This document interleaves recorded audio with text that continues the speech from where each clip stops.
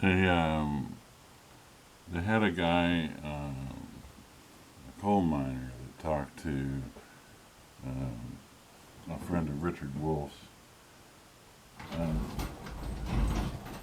and she related that this guy had said when he first saw Trump, Trump said, that coal was coming back. Said he knew that Trump was lying, but he voted for Trump anyway because he said, someone saw me. Essentially thinking that he was so overlooked that even somebody that paid attention to him, even though he was lying, was better than somebody that didn't even notice he existed. This is, I guess, is a big thing that goes with a lot of people um, who's left out. And the the point I would try to make to y'all is that you're not. It's not only somebody like Trump that realizes you exist. There's people that not only realize you exist, but actually would like to see your life better.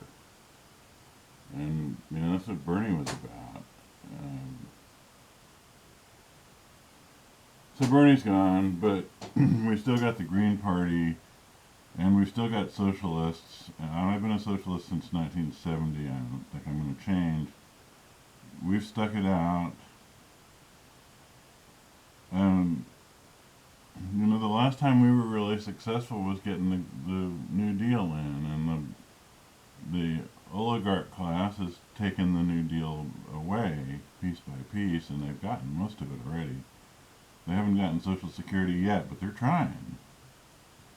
And it's both parties. It's Biden is trying to get rid of Social Security too. He's tried 4 times, and don't be betting on Kamala Harris to be saving anything for you. So, if you voted for Trump, I maybe understand your frustrations, but I gotta say, I just don't think that the solution was no good. And an awful lot of people that voted for Trump have realized that,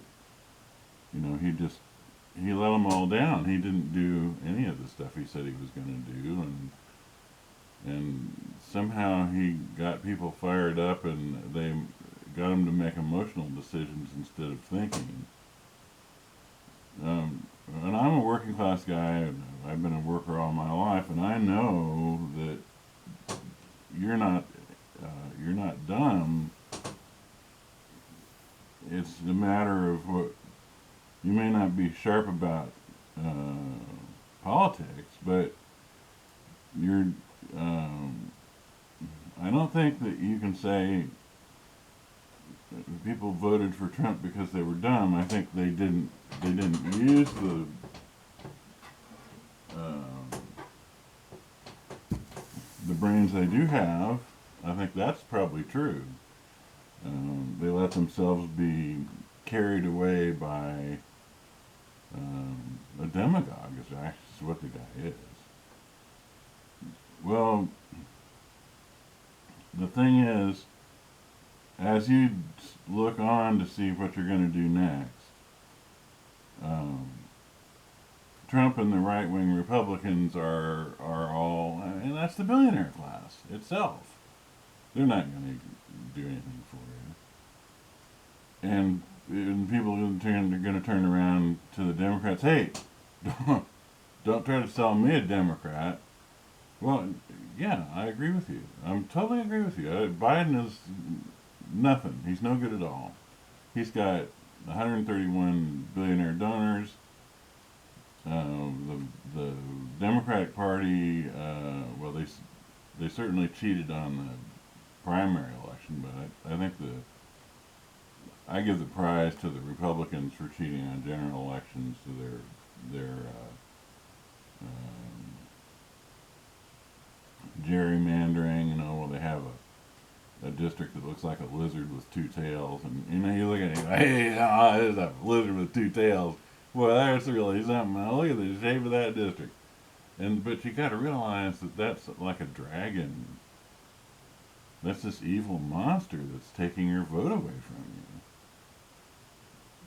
you. It's the politicians deciding which voters they're going to put into a district so that they can make like a bunch of safe districts, and then they can like isolate all the Democrats in one district, and we'll just only get one guy elected. And then and they did that the games with the voting machines, and they didn't have if you were black, you might find that you had to wait. Some of them waited 13 hours or something like that to vote. But the rich white people were just in and out. So, where are you now? Well, you're in a pretty difficult situation, but we all are together. And I think that's the message here is if the right's failed you, give some serious thought to the left. Um, we want Medicare for all, which 72% of the American people want. And out of the 28 that don't, probably 20% of them would change their minds if they understood what Medicare for all is and why it costs half as much and you get more. Just because it doesn't involve insurance companies and insurance company profits and litigation and fights to get coverage, because they don't have those in the civilized world. All the other countries that do have national health care, and practically every civilized country does, and they all have higher minimum wages than us, and they all have better life expectancies and all that kind of stuff. In Europe, you tell people what we put up with in America, you tell Europeans that, and they're just like, yeah, why do you let them do that to you? Well, because they have a whole lot of money, and they have these U.S. Supreme Court decisions called Buckley versus Vallejo and Citizens United, which stand for the proposition that corporations are people and that they're spending money as speech, and therefore corporations can buy all the politicians. Except they can't buy the Green Party because we won't take corporate contributions at all. Even though they can't be stopped from giving them to our opponents. And there's other, the Green Party is not the only thing on the left, but the Green Party is on the ballot in almost every state. So it's a pretty serious possibility.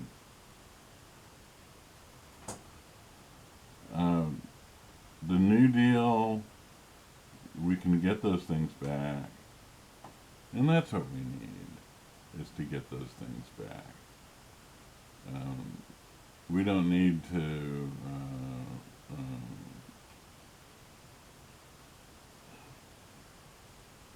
we don't need to be ruled by these people, these corporations, and if you don't want to be, that's who you got to fight.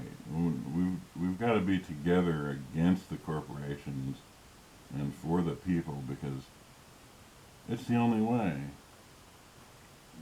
Now you look at, like, say, the Green New Deal, and there's people that don't think that the United States can afford these things because they hear politicians like Obama, the lying sack of horse manure, saying, oh, we just don't have the money for this. That is... Obama gave $15 trillion to Wall Street because of their own stupidity, incompetence, and greed. They got $15 trillion. They paid huge bonuses, multi-million-dollar bonuses, to people who had run their companies into bankruptcy after the federal government came and applied socialism to save capitalism.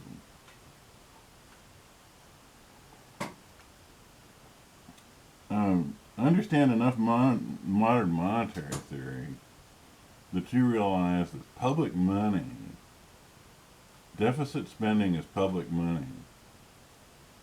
And where does it really come from? It comes from workers. Everything that has any value at all has the value because of the labor that went into getting it. That's it. Value doesn't come down out of the sky. You work for it. If you work, you create value. Now, maybe you don't get the value you work for. In fact, nobody does. We get a quarter of it. But that's because we live in an unjust system.